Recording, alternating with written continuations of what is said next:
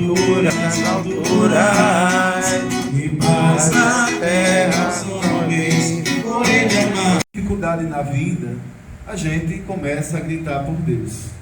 Quando aparece uma doença, a pessoa não reza, não quer saber nada de Deus.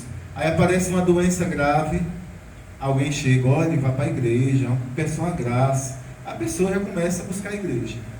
E aquilo que às vezes a gente escuta dizer, quem não busca Deus pelo amor, busca Deus pela dor. Mas tem pessoas que nem pela dor buscam Deus. Tem pessoas que nem pela dor buscam Deus. Eu trabalho vocês receber dos pais de vocês, não estão ultrapassados. A gente deve guardar como um grande ensinamento para as nossas vidas. Então, Jesus fala no Evangelho uma história para nós, que 2 homens foram ao templo para rezar. Um era fariseu e o outro era cobrador de impostos. Os fariseus eram pessoas estudadas, pessoas separadas do povo, que conheciam a lei. O cobrador de imposto era um pecador público, chamado publicano. Era uma pessoa conhecida como pecador público porque eles cobravam o imposto das pessoas e também roubavam um pouquinho para eles. Então, os cobradores de impostos não eram bem vistos, eram tidos como pecadores públicos. Então, esses 2 homens vão ao templo para rezar. O primeiro, o fariseu, que era conhecedor da lei, se dizia ser uma pessoa de Deus, começa a sua oração dizendo: ó Deus, eu te agradeço, porque não sou como os outros homens, ladrões, desonestos, adúlteros, nem como este cobrador de impostos. Eu jejuo, dou 2 vezes por semana, dou dízimo.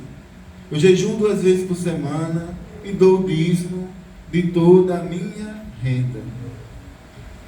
Veja só, né? Isso é uma oração.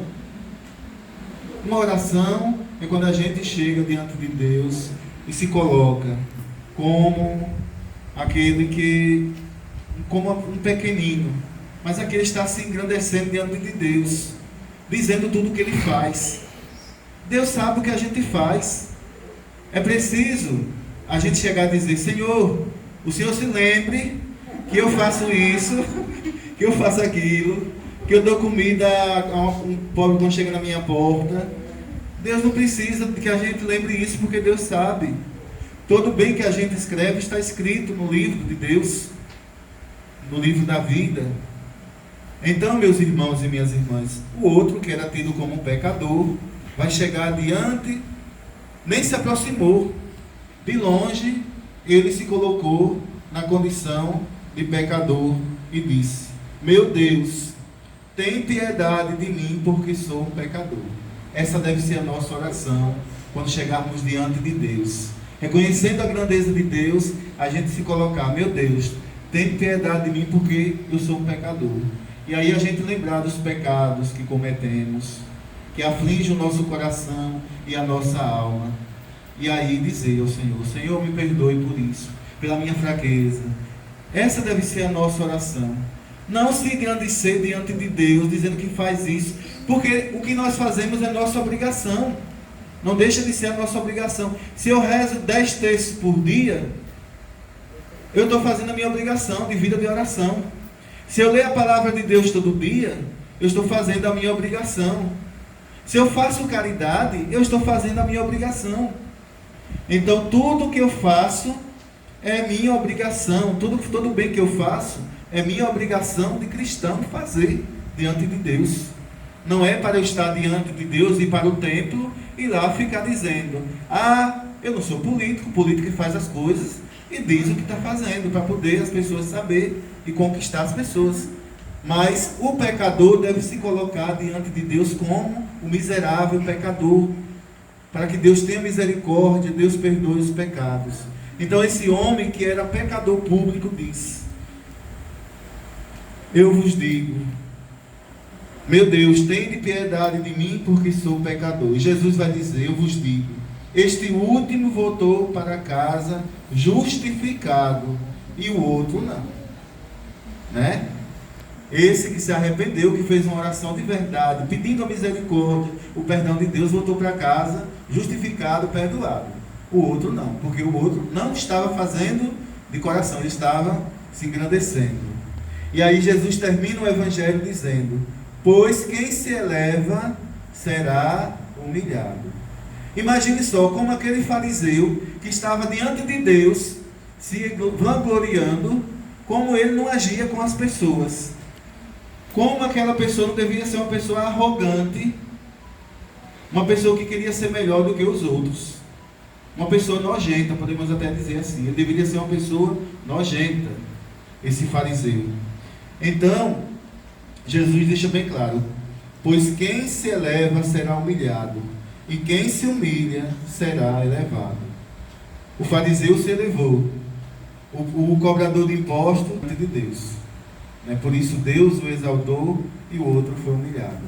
Um foi justificado e o outro não foi perdoado, porque não estava pedindo perdão, mas se vangloriando diante de Deus. Merivaldo Mendes, José Carlos Almeida, Caio de Almeida, Antônio de Almeida, e aos marcados com o sinal da fé, abrindo vossos braços, acolhei-os, que vivam para sempre bem felizes, no reino que para todos preparastes. Aos servos que não se apagam. E a nós que agora estamos reunidos e somos povo santo, a vós, Deus Pai Todo-Poderoso, na unidade do Espírito Santo, toda honra e toda glória, agora e para sempre. Amém. Amém. Amém. Amém. Amém. Amém. Amém. Amém. Amém. Amém. Morrestes por causa de nós, foste imolado no nosso lugar. Por isso tende piedade, piedade de nós. Por isso tende piedade, piedade de nós. Ó Cordeiro de Deus, ó Cordeiro de Deus, ó Cordeiro de Deus.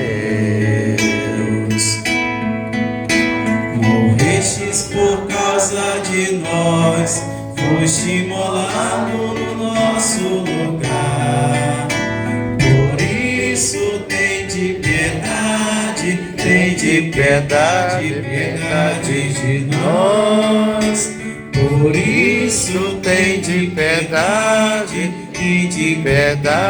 piedade de nós.